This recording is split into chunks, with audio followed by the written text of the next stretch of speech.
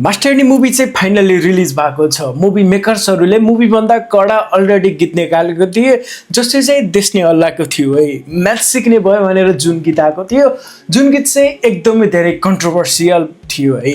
So finally movie पनि release भएको छ। सो मैले त्यो मास्टरनी मुभीको गीत हेरिरहँदा चाहिँ के टाइपको गीत हो, मुभी पनि कस्तो होला, गीतै यस्तो छ जस्तो लागिरहेको थियो है।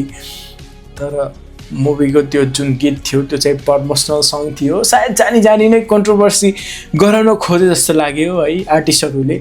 तर फाइनली मुभी चाहिँ रिलिज भएको छ। फर्स्ट हेरेर आएको छु है। डिरेक्टर शुभेन्दु घोषकको डिरेक्सनमा बनेको मुभी मास्टरनी, जसमा हामीले प्रियङ्का कार्की, सिमरन खड्का, आर्यन सिद्धेल, अनुप विक्रम साई, प्रमोद अग्रहरी, सरोज खनाल, गौरी मल्ल, रिचा शर्मा जस्तो थुप्रै एक्टर एक्ट्रेस चाहिँ हामीले यो मुभीमा देख्न सक्छौँ।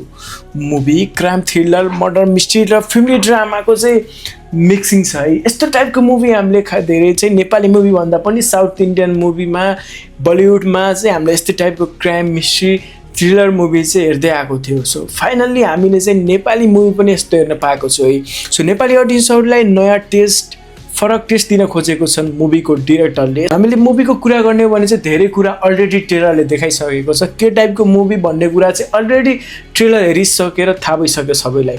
सो जति बेला मुभीको प्रमोसन सङ आएको थियो, धेरैले चाहिँ यो मुभीलाई क्रिटिसाइज गर्नुभएको थियो। अहिले फाइनली मुभी नै रिलिज भएको छ। जुन प्रियङ्का कार्कीको त्यो लुक्स, मास्टरनीवाला त्यो लुक्स जुनमा देखाएको थियो जुन गीतमा, तर मुभीमा चाहिँ प्रियङ्का कार्कीको रोल एकदमै दमदार छ है। मुभीको स्टोरी एकदमै सस्पेन्स, एकदमै थ्रिलिङ छ। एउटा धनाढ्य मान्छेको छोरी चाहिँ मरेको हुन्छ। सो त्यसलाई कसले मारेको हुन्छ, को माथि दोष लाग्छ, के हुन्छ मुभीमा, सबै कुरा हेर्नको लागि चाहिँ हजुरहरू हलमा जानु होला है। मुभीको स्टोरी त्यसैमा घुमिरहेको हुन्छ। त्यसमा चाहिँ तपाईँले family drama, suspense, mystery, thrilling है, एकदमै धेरै कुराहरू पाउनुहुन्छ के। सो मुभी तपाईँहरूले चाहिँ गीत हेरेर त्यसलाई जज चाहिँ नगर्नु होला। सो एकचोटि मुभी हेर्नु होला। मुभीको स्टोरी एकदमै बवाल छ है। मुभीको स्टोरी, मुभीको कन्सेप्ट मलाई एकदमै राम्रो लाग्यो। यस्तो टाइपको फरक टाइपको टेस्ट दिनु पनि एकदमै राम्रो कुरा हो। डिरेक्टरको काम एकदमै राम्रो छ। प्रियङ्का कार्कीको एक्टिङ दमदार छ है। प्रियङ्का कार्कीले हामीले त्यो गीतमा देख्ने बित्तिकै जज गरेका थियौँ, तर यो मुभीमा प्रियङ्का कार्कीको एक्टिङ एकदमै बवाल छ। सिमरन खड्का नाइस एक्टिङ है। सिमरन खड्कालाई हामीले अलरेडी गौथली मुभीमा देखिसकेका छौँ। यो मुभीमा पनि हामीले सिमरन खड्कालाई देख्न सक्छौँ। सो सन्दीप छेत्रीदेखि लिएर थुप्रै एक्टर एक्ट्रेस छ जसले चाहिँ एकदमै राम्रो पर्फर्मेन्स गरेको छन्। ब्याकग्राउन्ड म्युजिकको काम पनि एकदमै राम्रो छ। यस्तो टाइपको मुभीमा सुट गर्ने जुन थ्रिलिङ टाइपको ब्याकग्राउन्ड, जुन सस्पेन्स टाइपको ब्याकग्राउन्ड म्युजिक युज भइरहेको छ, जुन चाहिँ मजा आइरहेको छ है। मुभीको कन्सेप्ट, मुभीको स्टोरी एकदमै राम्रो छ। लास्टसम्म तपाईँलाई बाँधेर राख्छ। सो कति मुभी हेरिरहँदा चाहिँ बाहिरको मुभीको कपी जस्तो पनि लाग्छ, तर केही नयाँ कन्सेप्ट चाहिँ दिन खोजेको छन् है डिरेक्टरले। मलाई चाहिँ इन्ट्रेस्टिङ लाग्यो है। जुन हामीले प्रियङ्का कार्कीलाई चाहिँ त्यो मास्टरनी गीत थियो जुन दुर्गेश थापासँग, त्यसमा देखिरहँदा चाहिँ मुभीमा पनि प्रियङ्का कार्कीले यस्तै रोल गर्छ होला जस्तो लागिरहेको थियो। ट्रेलर रिलिज भयो, ट्रेलर पनि दमदार नै थियो। सो अहिले मुभी पनि रिलिज भएको छ, मुभी पनि राम्रो नै लाग्यो है मलाई। सो प्रियङ्का कार्की चाहिँ मुभीमा एउटा टिचर, साइन्स टिचरको रोल गर्छ। सो प्रियङ्का कार्कीको छोरीमा, प्रियङ्का कार्कीमा, अनि त्यो एउटा व्यापारीको छोरी, त्यही मुभीको स्टोरी त्यतै घुमिरहेको हुन्छ है। सो मुभीमा एकदमै सस्पेन्स, एकदमै थ्रिलिङ छ।